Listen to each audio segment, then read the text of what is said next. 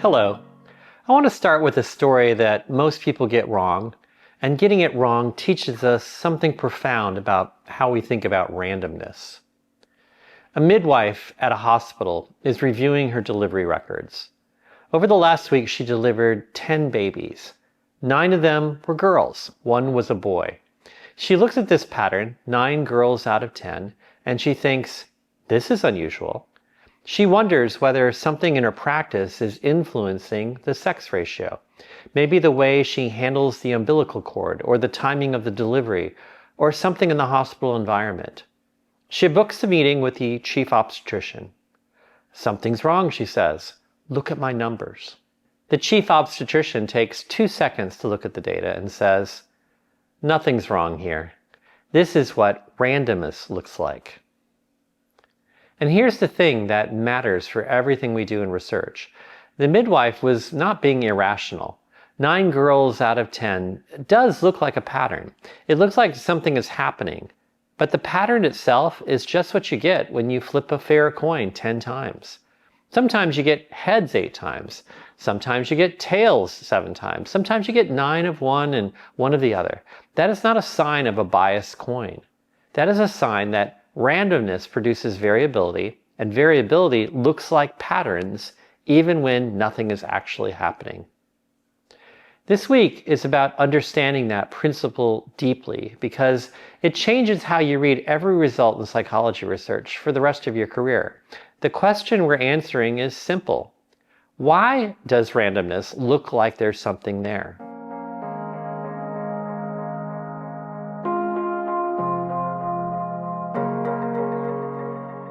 Let me be precise about what I mean by randomness and probability because the terminology matters.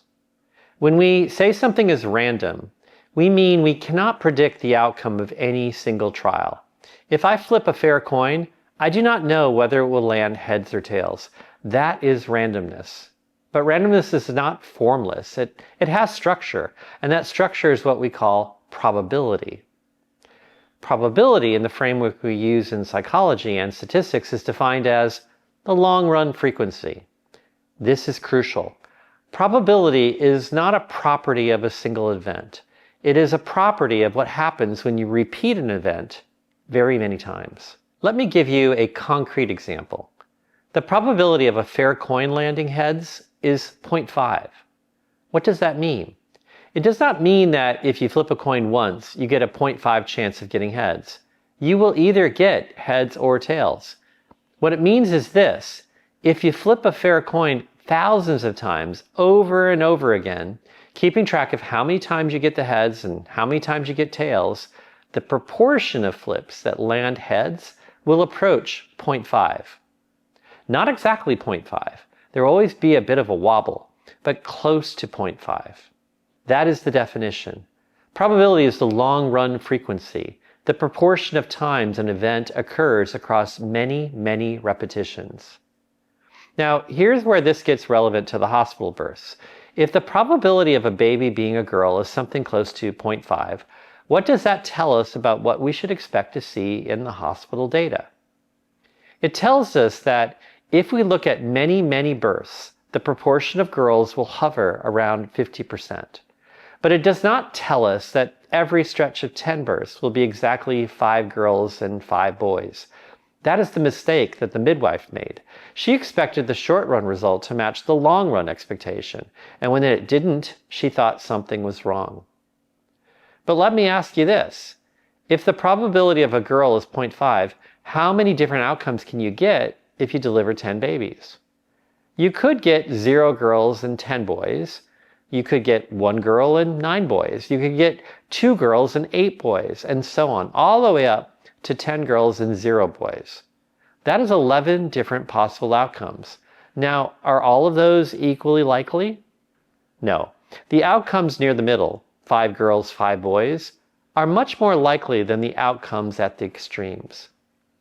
But the extremes are still possible. How often does the extreme outcome happen? How often do you get 9 girls and 1 boy? Well, if you know a little bit of probability mathematics, you can calculate this. The probability of getting exactly 9 girls and 1 boy in a single set of 10 births, assuming the probability of a girl is 0.5, is about 0.01. That is 1%. 1% is small. But here's the thing, 1% is not zero. It does happen. And if you run enough experiments, if enough people deliver enough babies or run enough studies with enough outcomes, the 1% results will come up. They will seem like patterns, and they are. They're patterns, but they're patterns that emerge from randomness alone. This is why in the world of published psychology research, you see striking results all the time. Not because the researchers are dishonest, not because the theories are all true, but because the world contains many, many studies, many experiments, many data sets.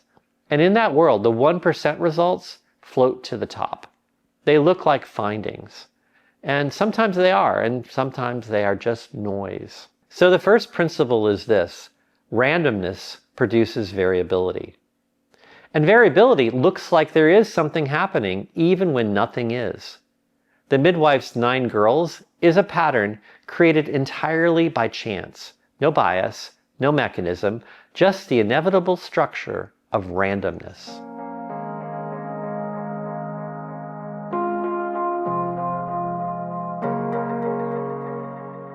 I want to introduce a term here, and I want to be very careful about the language because the word itself can mislead you. We call the differences you see in data when nothing is actually changing just because you took a different sample, sampling variability or sampling error. And I want you to hear the word error not as a synonym for mistake, but as a technical term meaning deviation from expectation. Here is a concrete case. Imagine a researcher runs a study on the effects of our mindfulness training program. The program is genuinely effective. It truly does improve well-being. She runs the study once. She trains 50 people for 8 weeks with mindfulness practice. Another 50 people do a control activity. She measures well-being on a validated scale before and after. The treatment group improves by an average of 12 points. The control group improves by an average of 5 points. Treatment effect, 7 points. She publishes this result. Good science. She moves on. Now, a second researcher who doesn't know the true effect runs the identical study. Same program, same sample size, same measurement. But she gets different people. 50 new people in the treatment group, 50 new people in the control group. This time, the treatment group improves by 11 points and the control group by 5 points. The treatment effect? 6 points. A third researcher runs the same study. This time the effects are 13 and 5. The treatment effect? 8 points. A fourth researcher runs it and gets 12 and 6. Treatment effect? 6 points. If you average across these 4 studies, you get a treatment effect of 6.75 points. Close to the true effect if we assume the true effect is 7. Now here's the question. When the first researcher got a 7-point effect and the second researcher got a 6-point effect, which one made an error in their methodology? Which one did the study wrong? The answer is neither. Both studies were conducted identically. Both had valid measurement. Both had honest researchers, but they got different results because they sampled different people. Sampling variability produced slightly different outcomes. This is not a failure of the methodology. This is not a sign that something went wrong. This is the inevitable consequence of sampling from a population that contains variation. You take a sample, you estimate a statistic, you get a value. You take another sample, the same size, measuring the same thing, and you get a slightly different value. That is not a problem, that is reality. And yet, this is where research goes wrong. Many researchers and many readers of research see a striking result in a single study and believe it reveals the truth. They do not think this is one sample. The next sample might give a different result.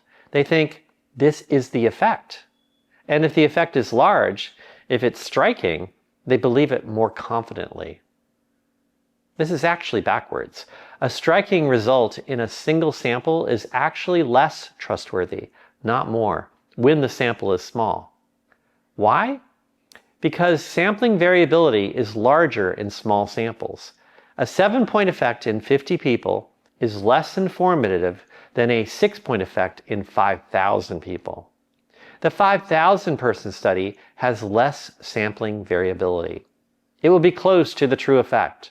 The 50-person study will bounce around. Striking results bounce around more than modest results.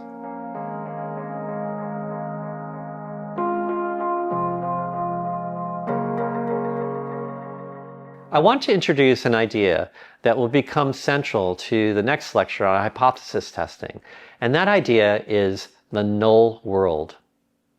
The null world is an imagined world in which nothing is happening. There's no treatment effect. There's no group difference. There is no relationship between variables.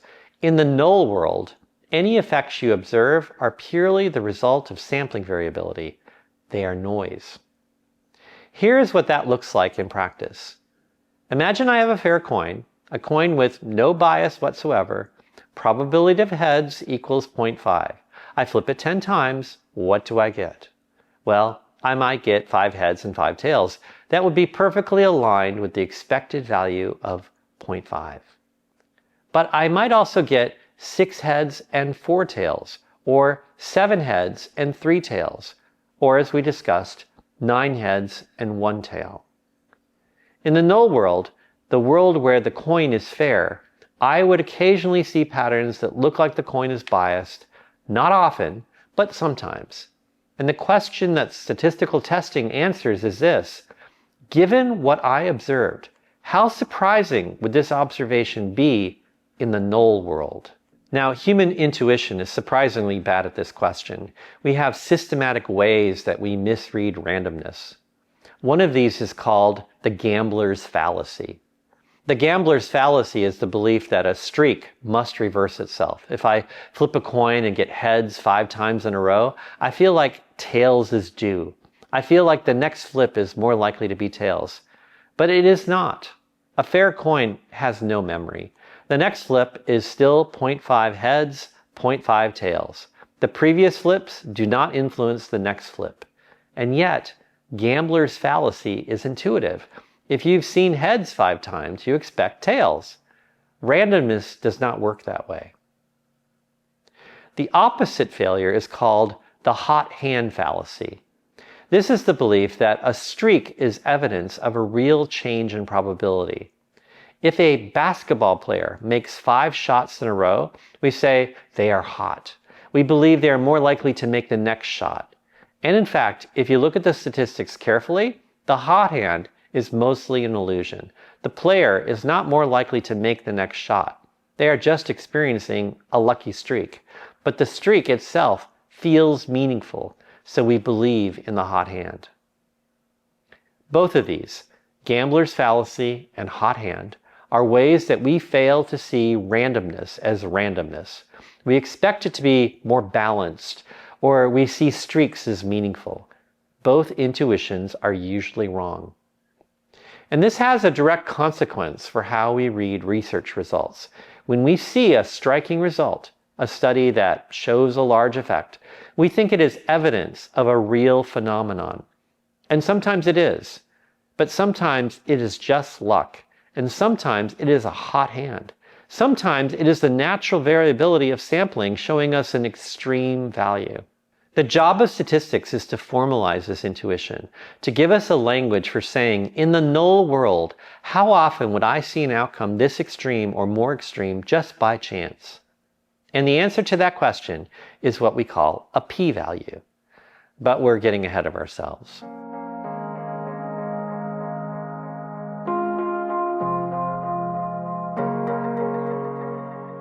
Let me give you a quick check. Here's the question, and I want you to think about it seriously before I give you the answer.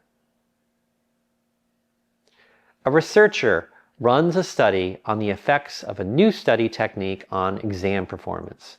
She recruits 20 students, trains them in the technique, and compares their exam scores to a historical control group. The new group scored 15 points higher on average. She runs the study again with a different sample of 20 students. This time, the new group scored 8 points higher on average. The two studies got different results. Does this mean one of them was done wrong? Here's the answer. No. Almost certainly not. Both studies could have been done correctly. The difference between 15 points and 8 points is not evidence of methodology failure. It is sampling variability. With small samples, you expect variation from study to study. This is not error in the sense of a mistake. It is error in the sense of inevitable deviation from the population value. This is the core insight of the week. Randomness is structured. It produces patterns that look like something is happening even when nothing is. Sampling variability is not a mistake. It is a feature of reality. And small samples are especially variable. These ideas set the stage for everything we do in the next lecture when we learn to formalize the question, how surprised should I be by this result in the null world? That is the logic of hypothesis testing. But first, you need to really believe in your bones that randomness produces patterns, that the world is noisier than we intuitively expect, that one striking result is not the truth. It is one draw from a distribution of possible results that could have occurred. Next time, we talk about why small samples are especially misleading and how the structure of randomness gives us tools to think about that precisely.